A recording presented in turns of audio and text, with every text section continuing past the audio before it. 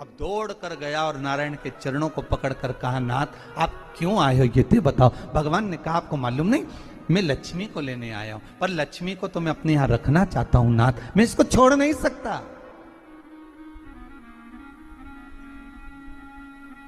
मैं लक्ष्मी जी को छोड़ नहीं सकता, मैं इनको लेकर जाऊं। किसान रोने लगा। तब भगवान नारायण ने धनतेरस की पूजन का महत्व समझाया। तब भगवान ने धनतेरस की पूजन का महत्व समझाया। सुनो किसान, मृत्यु लोक में रहने वाला मानव अगर धनवंतरी की पूजन करता है, धनतेरस के दिन कार्तिक महीने में पड़ने वाली सुंदर त्रयोदशी तिथि को जो धनवंतरी की पूजन करेगा, उसके घर से लक्ष्मी कभी बाहर नहीं जाएगी। नारायण जैसे बोले तो किसान तुरंत प्रसन्न हो गया। प्रभु प्रभु आप मुझे वो उपाय, आप मुझे वो पूजा का प्रयोग, आप मुझे वो महत्व उस धनवंतरी पूजन का, उस धनतेरस की पूजन का बता दीजिए, जिससे मेरा कल्याण हो जाए, जिससे मेरा उद्धार हो। भगवान विष्णु बोले, किसान सुनो,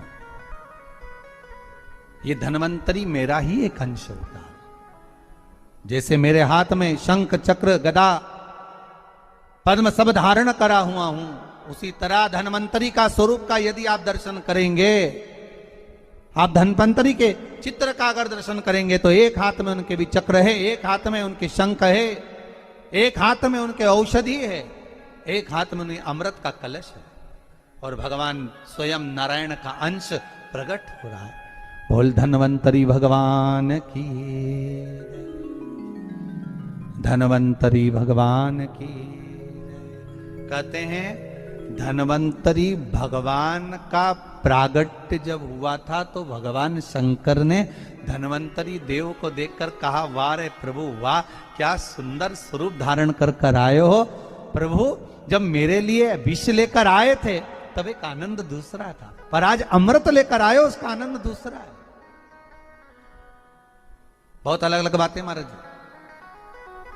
शिव महापुराण की कथा कहती है, दो तरह की वाणी होती है, एक में आपने क्रोध कर दिया, अपशब्द कह दिया, ताना दे दिया, गालियां दे दी, और एक शब्द अमृत का मीठा बोल दिए, प्रेम की वाणी बोल दी, उसका एक आनंद दूसरा है, उसका एक संबोधन दूसरा है।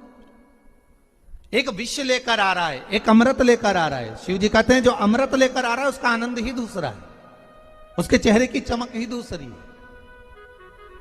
भगवान विष्णु कहते हैं, सुनो किसान, मैं आपको धनवंतरी पूजन का विधान बताता हूं। भगवान कहते हैं, किसान सुंदर कृष्ण पक्ष की त्रयोदशी को कार्तिक के महीने में धनवंतरी देव का पूजन, धनतेरस का पूजन माना जाता है।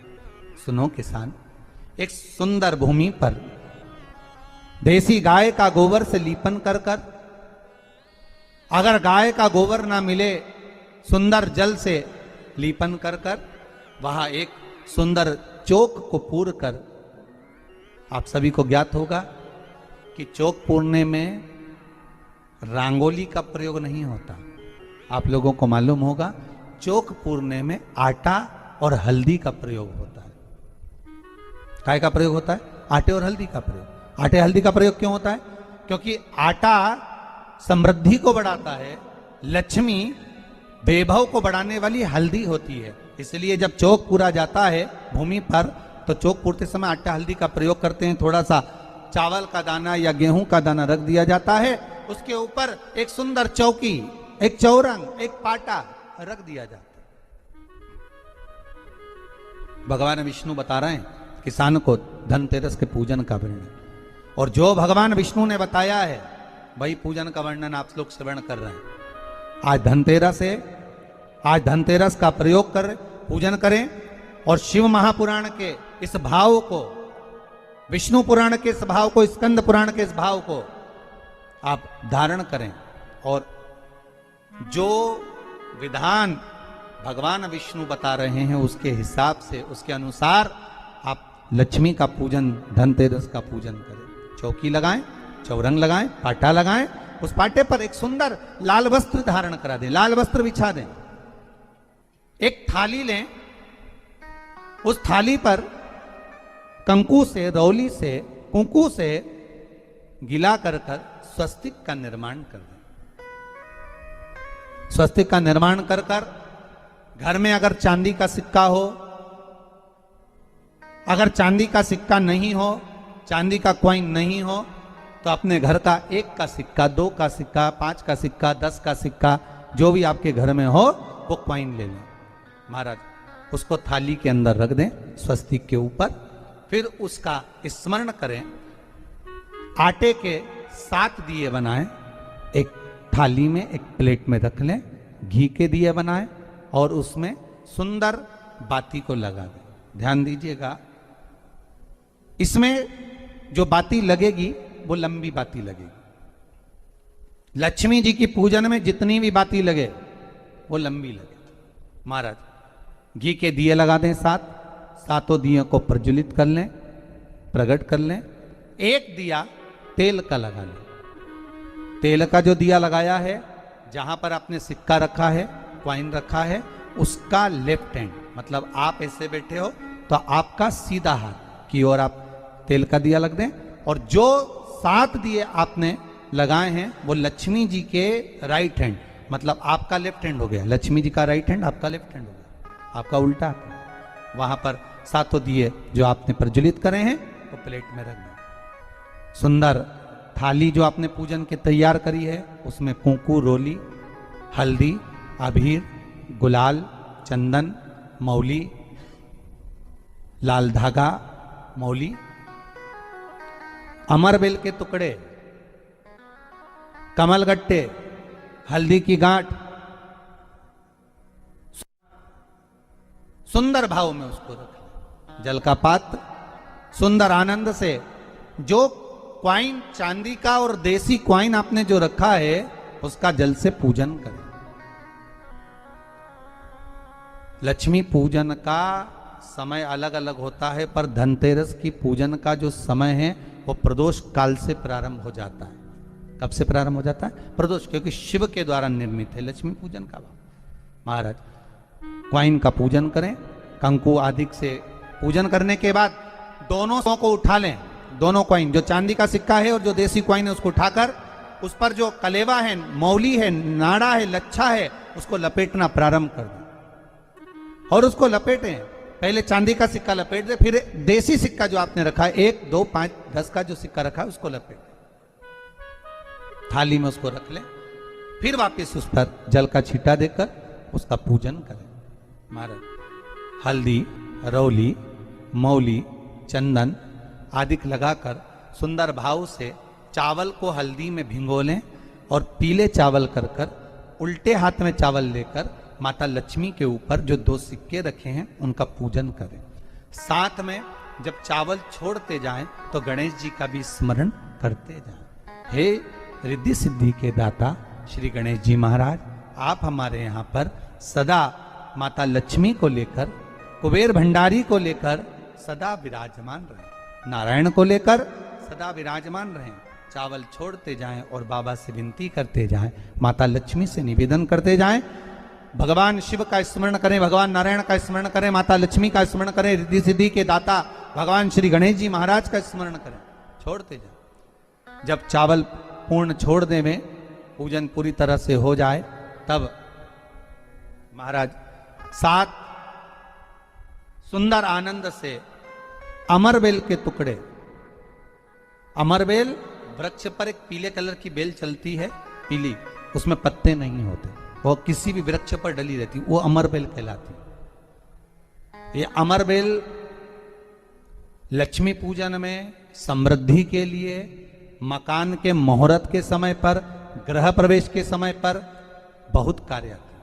महाराज ये अमरबेल को पानी की जरूरत भी नहीं पड़ती, आप रूप किसी वृक्ष पर डाल दी जाए वो अपने आप फलती चली जाती है। उसी तरह हमारे यहां भी हम भगवान से यही प्रार्थना करते हैं, जैसे अमरबेल बिना पानी पड़े भी किसी भी वृक्ष पर डाल दी जाए पनपती जाती है, बढ़ती चली जाती है। ऐसे हमारे घर में बेभव लक्ष्मी बढ़ती जाए।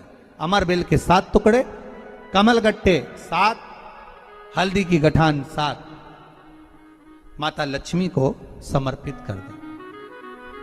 दोनों हाथों में हल्दी पिसी हुई लीजिए और माता लक्ष्मी के ऊपर उसे चढ़ाना प्रारंभ कर दीजिए। 7 बार पिसी हुई हल्दी वो सिक्कों पर चढ़ा दें, अपनी मनोकामना कर कर अपने घर में माता लक्ष्मी को विराजमान करने के।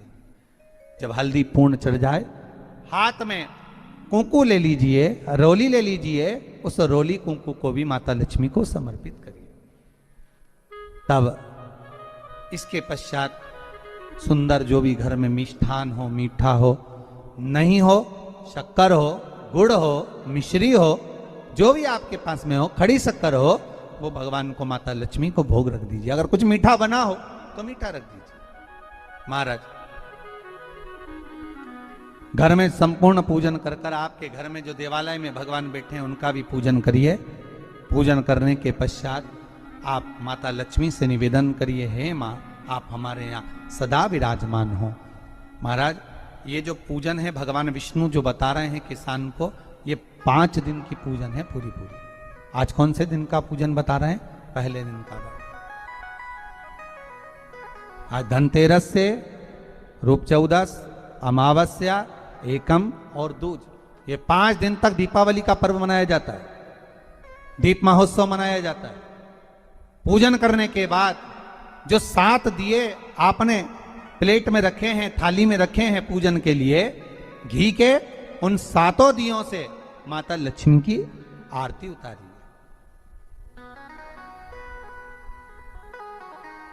उन 7 दियों से माता लक्ष्मी का पूजन करिए। माता लक्ष्मी से विनती करिए, मां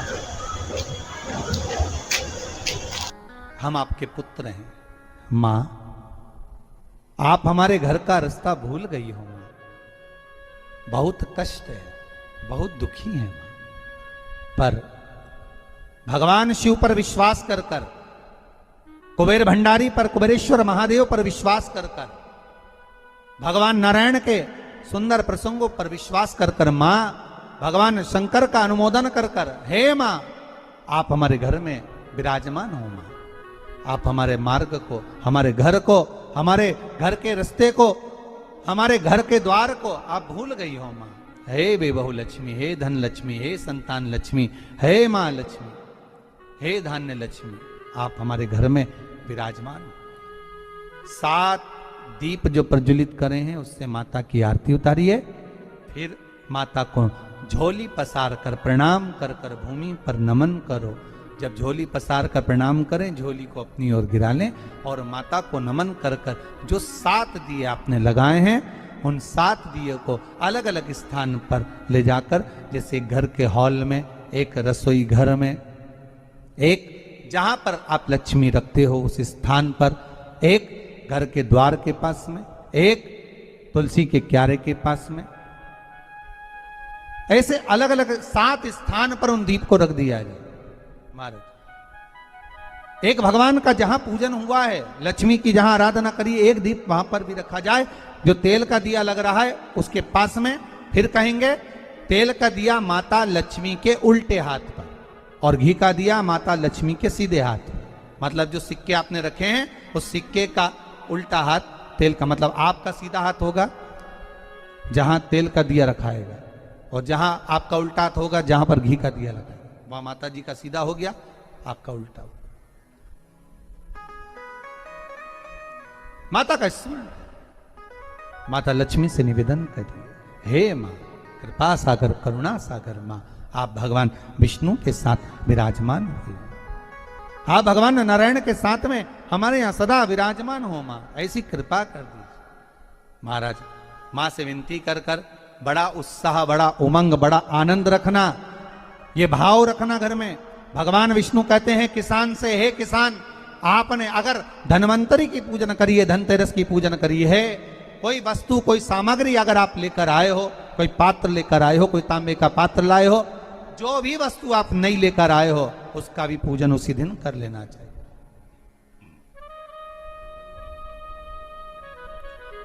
उसका भी पूजन करना चाहिए। बड़ा भाव रखकर भगवान विष्णु ने किसान को बताया। बड़ा किसान सुनकर बड़ा प्रसन्न हुआ। नारायण प्रभु, क्या मां फिर मेरे घर में रहेगी? भगवान कहते हैं, सुनो किसान, ये लक्ष्मी, अगर आप धनवंतरी का पूजन करते हो, धनतेरस का पूजन, सुंदर कार्तिक के महीने की कृष्ण पक्ष की त्रयोदशी को अगर